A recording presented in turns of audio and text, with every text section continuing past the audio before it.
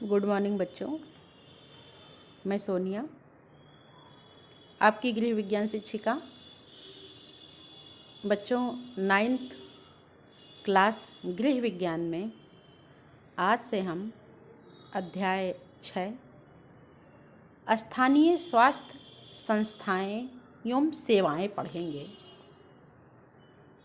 तो चलिए आज हम नया पाठ शुरू करते हैं और इसको आप लोग ध्यानपूर्वक पढ़िए।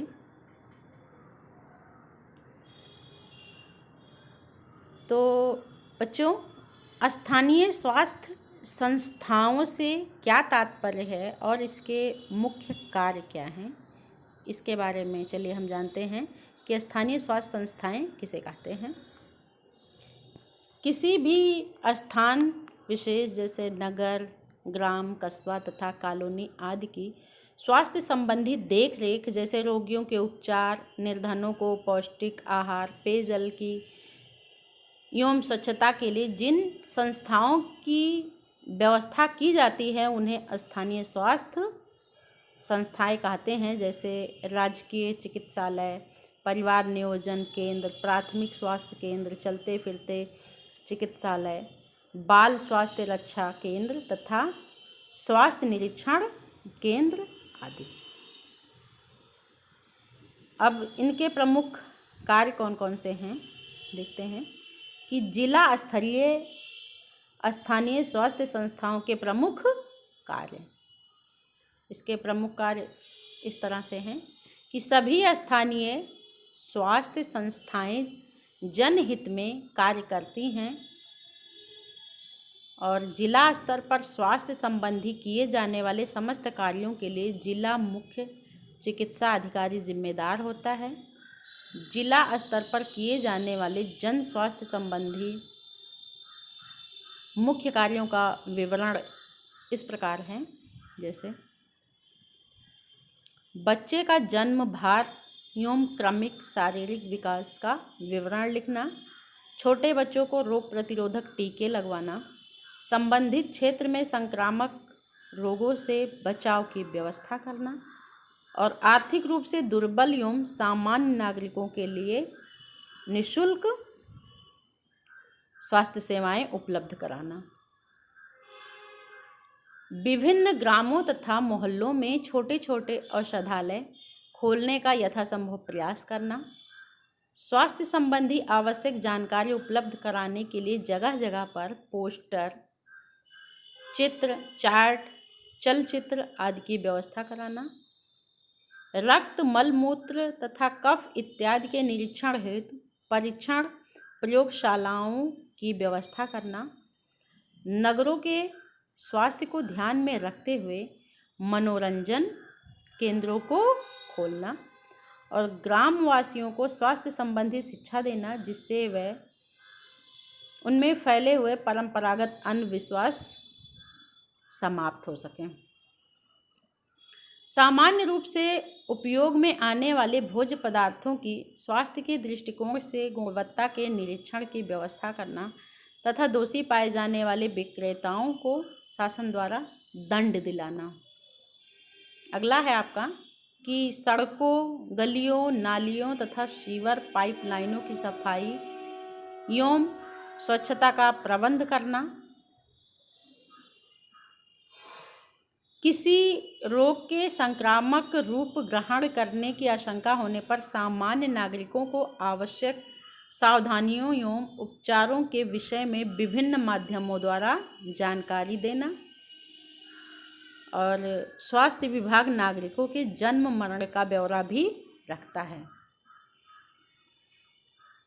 बच्चों, अब हम दूसरा प्रश्न पढ़ते हैं। दूसरा प्रश्न है आपका कि प्रमुख जन स्वास्थ्य संस्थाओं एवं उनके कार्यों का वर्णन कीजिए। उत्तर इस प्रकार है कि प्रमुख स्थानीय संस्थाएं एवं उनके कार्य, इसमें आपका पहला है प्राथमिक स्वास्थ्य केंद्र। हमारे देश में प्रायः सभी क्षेत्रों में प्राथमिक स्वास्थ्य केंद्र स्थापित किए गए हैं और यह प्रायः एक निश्चित जनसंख्या 20,000 से 25,000 तक के क्षेत्र में खोले जाते हैं प्रत्येक केंद्र का संचालक प्रभारी चिकित्सा अधिकारी होता है। इसके अतिरिक्त प्रत्येक केंद्र पर स्वास्थ्य निरीक्षक, कंपाउंडर, नर्स भी होते हैं और नवीन व्यवस्था के अनुसार छोटे छोटे क्षेत्र, ग्राम आदि के लिए एक स्त्री अथवा पुरुष जन स्वास्थ्य निरीक्षक नियुक्त किया जाता है, जिसका कार्य अपने क्षेत्र में स्वास्थ्य संबंधी सभी सेवाएं उपलब्ध कराना होता है। इन केंद्रों के संचालन के प्रमुख उद्देश्य इस प्रकार हैं, जैसे जन स्वास्थ्य की देखरेख करना, स्वास्थ्य संबंधी शिक्षा का प्रसार करना, परिवार नियोजन कार्यक्रमों का संचालन, विभिन्न रोगों के आंकड़े एकत्रित करना तथा घातक रोगों जैसे टीबी, पोलियो, चेचक आदि से बचाव हेतु टीके लगाना। परिवार नियोजन केंद्र, इसकी स्थापना केंद्रीय सरकार ने देश की जनसंख्या में वृद्धि को नियंत्रित रखने तथा परिवार कल्याण के उद्देश्य से की है। इन केंद्रों में योग्य चिकित्सक एवं नर्सें होती हैं।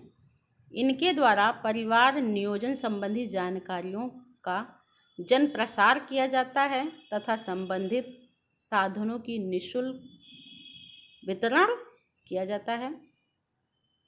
सरकार समय समय पर परिवार नियोजन अपनाने वाले को आर्थिक तथा अन्य प्रकार का प्रोत्साहन भी दिया करती है।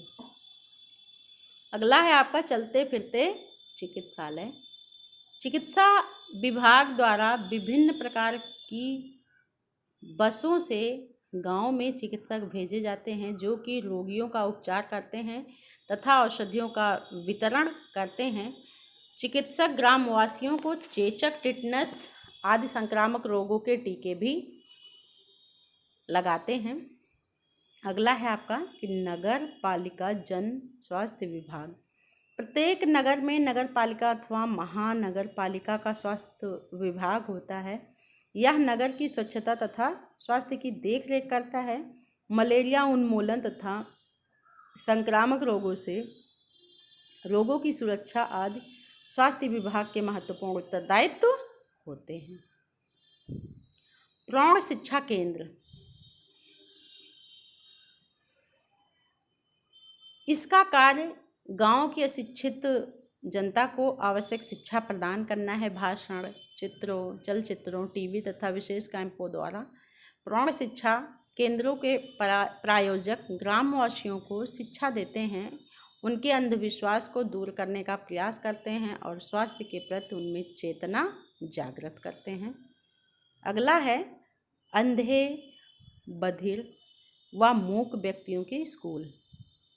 केंद्र सरकार के प्रत्येक सार्वजनिक संस्थाओं द्वारा अनेक स्थानों पर इस प्रकार के स्कूल चल रहे हैं। इसमें अंधे बच्चों तथा युवाओं का विशेष तकनीकी यानी वेल विधि द्वारा शिक्षा दी जाती है।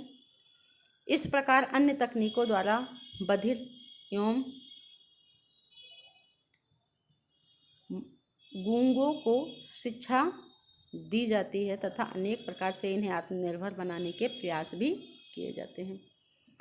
विकलांग केंद्र, इन केंद्रों पर अपंग व्यक्तियों का उपचार किया जाता है तथा उनमें आवश्यक कृत्रिम अंग भी आरोपित किए जाते हैं। उन्हें शिक्षित किया जाता है तथा विभिन्न व्यावसायिक कार्यों की शिक्षा दी जाती है, जिससे वह आत्मनिर्भर हो सकें। बाल स्वास्थ्य रक्षा केंद्र, इन केंद्रों का संचालन प्रायः नगर पालिका करती है। समय समय पर इन केंद्रों द्वारा बच्चों के स्वास्थ्य का परीक्षण किया जाता है, रोग प्रतिरोधक दवाएं निःशुल्क वितरित की जाती हैं तथा गंभीर रोगों से ग्रस्त बच्चों के उपचार की व्यवस्था की जाती है। अगला है निरीक्षण विभाग।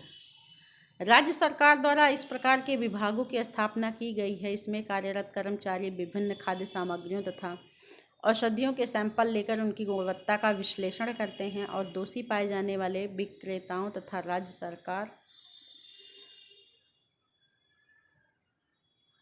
इन लोगों को यानी इन विक्रेताओं को दंडित भी करती है।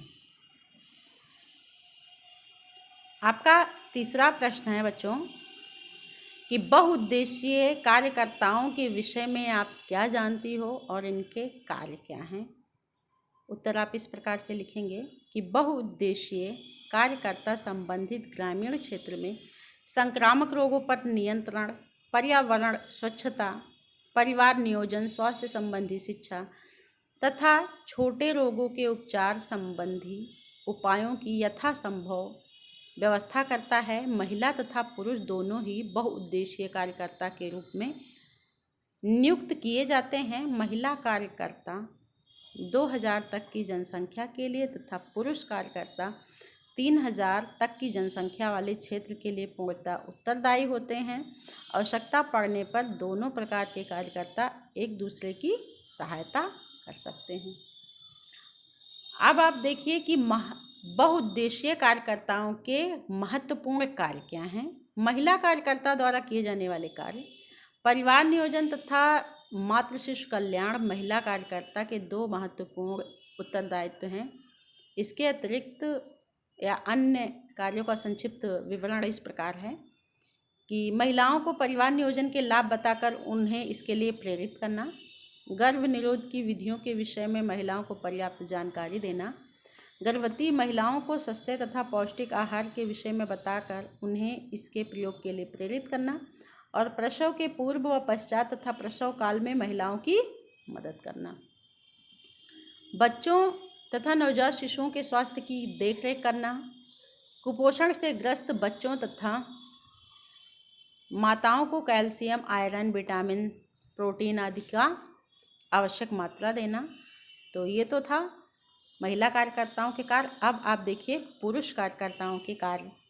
पुरुष कार्यकर्ता अपेक्षाकृत बड़े क्षेत्र में कार्य करते हैं और उनके कार्य इस प्रकार हैं कि ग्रामीणों को पर्यावरण प्रदूषण से उत्पन्न होने वाली विभिन्न कठिनाइयों से अवगत कराना, गांव में कूड़ा करकट दूर करने तथा मल मूत्र के उचित निकास के विषय में वहां के निवासियों को प्रेरित करना,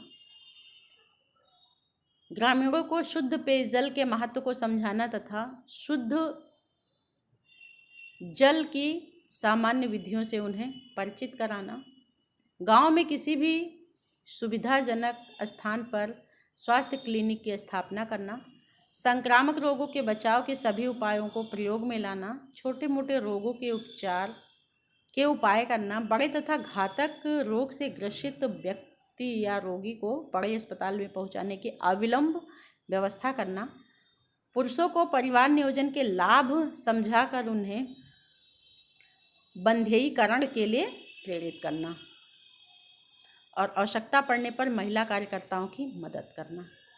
प्रत्येक कार्यकर्ता को सप्ताह में कम से कम एक बार मुख्य केंद्र में अपने कार्यों का लेखा जोखा देना होता है और उसके आधार पर मुख्य केंद्र से उन्हें आवश्यक एवं उपयोगी निर्देश प्राप्त होते हैं।